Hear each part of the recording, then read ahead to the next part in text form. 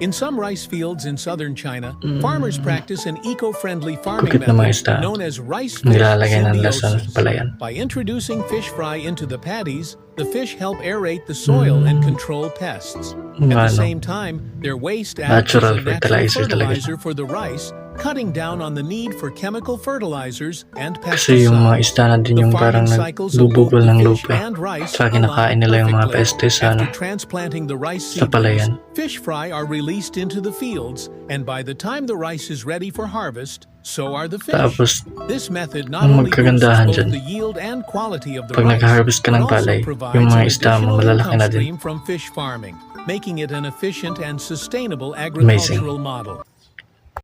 Alright, meron din bang ganito sa inyo guys? Itong rice fish farming or tinatawag na palay isdaan kung saan pinagsasabay ang pagtatanim ng palay at pag-aalaga ng isda sa isang palayan. So ayos